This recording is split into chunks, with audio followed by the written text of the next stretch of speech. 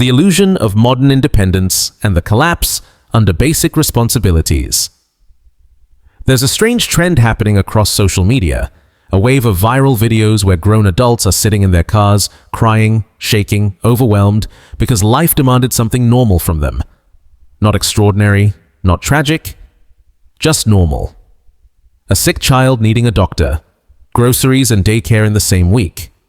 A landlord asking them to schedule a repair. Basic life responsibilities that human beings have handled for centuries. Yet somehow these moments are now causing emotional breakdowns, TikTok monologues, and public cries for sympathy. These are not isolated incidents. They're not rare, unusual, or extraordinary. They are everywhere, every day, filling feeds with desperation and panic over the same basic tasks that millions handle quietly. And they're revealing something uncomfortable, something most people are too scared to say out loud. Modern culture created a generation prepared for attention, but not for adulthood. People were sold an independence fantasy, the idea that freedom would be effortless, empowering, and glamorous. That walking away from structure, commitment, responsibility, or partnership would lead to a life of ease. That being self-sufficient would magically feel good without actually developing the skills that self-sufficiency requires.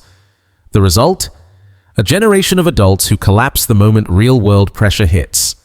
You see it everywhere. Someone leaves a stable household because they feel too restricted, too controlled, too limited. They want space, freedom, fresh energy. They want a life without rules, without routines, without shared responsibility, imagining adulthood will somehow organize itself. But the fantasy always shatters. Because independence looks cute on Instagram until you're the only one waking up at 3 a.m. with a screaming child. Until the car breaks down and there's no one to call. Until rent is due and there's no backup. Until groceries, bills, schedules, repairs, work, and emotional exhaustion all pile up at the same time. And you realize nobody is coming to rescue you. I saw this happen to someone I personally knew. She walked away from a stable marriage. Not because there was abuse, not because she wasn't supported, but because she felt trapped in routine. She wanted excitement, she wanted freedom, she wanted independence without responsibility. 6 months later, she was online crying about how impossible everything felt, how she was exhausted all the time, how the kids were always sick, how the car kept breaking, how she had bills she didn't understand, how she had no time to rest, no support system, and no emotional stability left. The freedom she chased turned into drowning, slowly, silently, and painfully. That's the part people never understand. The responsibilities that feel small when someone else carries them become overwhelming when you're holding everything alone.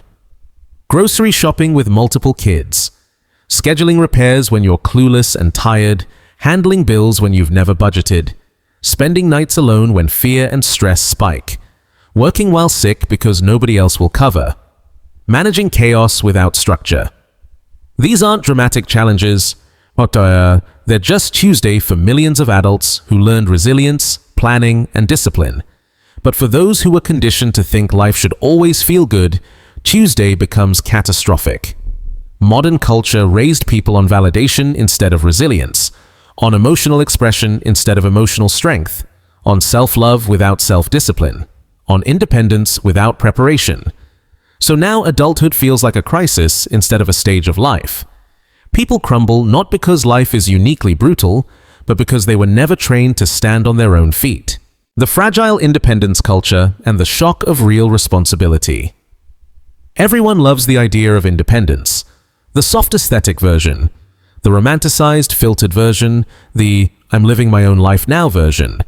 But real independence, the version where you handle every crisis, every bill, every responsibility, every moment of exhaustion alone, that version is not glamorous, and it's the one nobody on social media warns people about. Independence means when you're burning with fever, shaking under blankets, trying not to pass out, you still have to keep going because nobody else is stepping in.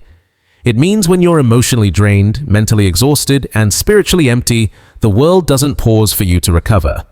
It means when you're overwhelmed, the tasks multiply instead of shrinking. It means carrying the full weight of life with no safety net beneath you. Yet people walk into independence with a fantasy mindset. They expect empowerment. They expect peace. They expect freedom. They expect comfort.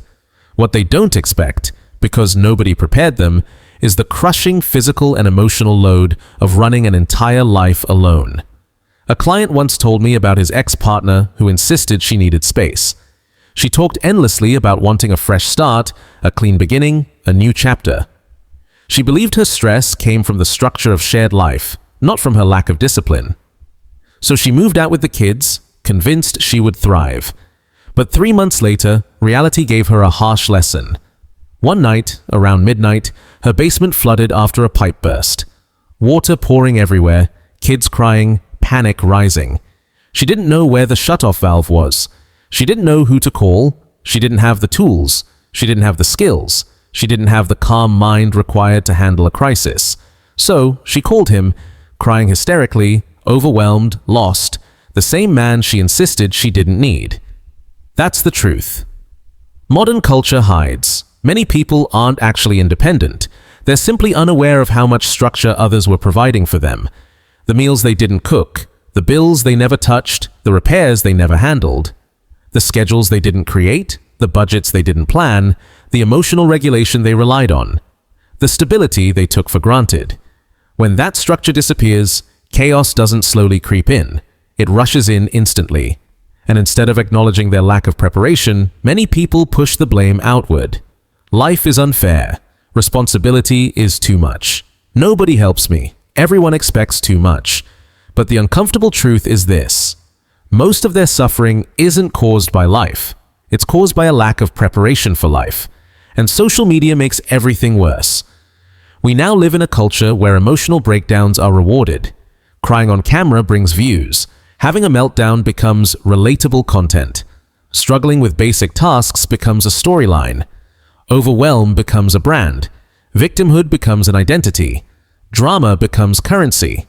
Instead of building resilience, competence, and strength, people build audiences. Instead of solving problems, they record them. Instead of facing challenges, they narrate them. Instead of asking for real help, they chase digital sympathy. But sympathy doesn't fix a burst pipe. Sympathy doesn't organize your finances. Sympathy doesn't solve exhaustion. Sympathy doesn't install structure. Sympathy doesn't make you responsible. All it does is delay the moment when reality demands true adulthood. And while some people are collapsing under normal responsibilities, there are thousands of single fathers, mothers, and responsible adults quietly doing the exact same things, without cameras, without breakdowns, without applause. They work long hours, solve problems quickly, ask for help privately when needed, adjust, adapt, and move forward. Carry the load without seeking praise. Show resilience even when exhausted. They don't go viral because they aren't performing. They're simply living and handling life like adults.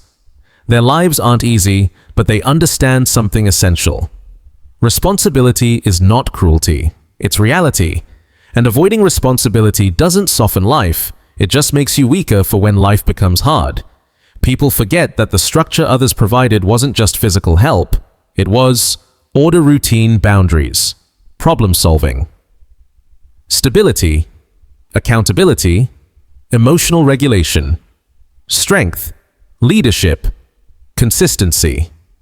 When someone walks away from that thinking, "I'll be happier alone," what they're really walking away from is the very scaffolding that made their life manageable. Without that scaffolding, the world feels impossible, not because the world changed, but because their foundation disappeared. The self-created chaos, the collapse of resilience, and the culture of emotional fragility. Spend time around different households and you'll notice something immediately. Two adults can live in the same world, under the same economy, facing the same challenges, yet their lives look completely different. One moves through each day with calm efficiency. The other moves through each day like everything is a disaster. The difference isn't luck, it isn't privilege, it isn't destiny, it's preparation, or the lack of it. Some people were raised with discipline, problem-solving, routines, and resilience. Others were raised with comfort, validation, and emotional expression, but not the strength to back it up. And the moment real life hits, the difference becomes painfully obvious. Some adults snowball under pressure. A minor inconvenience becomes a crisis. A small problem becomes catastrophic. One broken appliance turns into a meltdown. One unexpected bill becomes an existential panic. A messy kitchen becomes a mental health spiral. A normal argument becomes trauma. They aren't weak because life is unusually hard. They're weak because they never built the muscles required to face normal life. No budgeting, constant financial disasters, no routines, daily chaos, no planning, constant emergencies, no discipline, no progress, no emotional regulation, constant breakdowns, no structure, constant overwhelm. Everything feels like a crisis because nothing is managed. Life isn't attacking them, their habits are. And the worst part, when everything falls apart, instead of building better habits, many people look for someone to blame. Life is unfair. People don't help. Nobody understands. The world is too stressful. Everything is too much. The common theme is always external blame, never internal responsibility. And when someone tries to offer actual feedback, when someone points out poor choices, weak discipline, or lack of structure, suddenly that becomes shaming. Even gentle advice is labeled toxic. Tough love is called abusive. Reality itself becomes offensive. Modern conditioning has created people who believe every feeling is valid, but every difficulty is unfair. People who think discomfort is dangerous. People who think criticism is cruelty. People who believe emotions should guide decisions, even when those emotions are immature, impulsive, or destructive. So what happens? We get adults who cannot handle adulthood. They want the benefits of committed partnership, shared responsibilities, stability, emotional support, but they don't want the accountability that partnership requires. They want someone to step in when life gets hard, but they don't want the discipline that makes partnership work. They want teamwork without teamwork. Support without structure. Help without humility. Stability without sacrifice. What they really want is not a partner. They want a replacement parent. Someone to fix things. Someone to handle pressure. Someone to absorb chaos. Someone to provide emotional regulation. Someone to do the tasks they never learned. But when that person leaves, when the structure collapses, reality exposes everything they never learned to do. Teachers see it constantly. Kids arriving unprepared, hungry, exhausted, disorganized. Not because the parent doesn't love them, but because the parent is drowning in a life they never learned to manage. Overwhelmed adults create overwhelmed households. Chaos at the top becomes chaos everywhere. And yet, society pretends pointing this out is cruel, pretends everything is external, pretends consequences are unfair, pretends accountability is judgment. But ignoring the truth doesn't fix anything. Here's the truth. Most people today aren't collapsing under life. They're collapsing under the consequences of living without discipline. They grew up believing the world should adapt to their emotions, not that their emotions must adapt to the world. They were conditioned to expect validation for struggle instead of reward for strength. They were taught that discomfort is harmful and resilience is optional. So when adulthood finally arrives, bills, deadlines, sickness, responsibilities, pressure, it feels like an attack instead of a normal stage of life. But the suffering doesn't stay limited to adults. The saddest part is always the kids.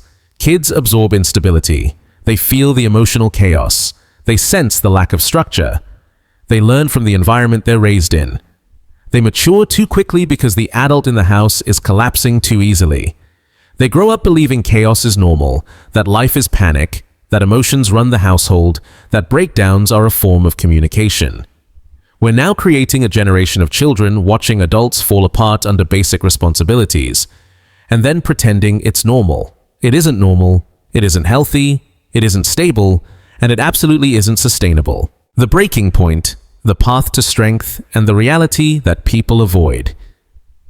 Here's the truth. Almost nobody wants to face the collapse we're seeing everywhere, the emotional meltdowns, the viral breakdown videos, the adults overwhelmed by basic tasks, is not a sign that life has become harder. It's a sign that people have become softer. Not because they're weak by nature, but because they were never trained to be strong. They were raised to expect comfort, validation, and ease. They were taught that expressing emotions was more important than managing them.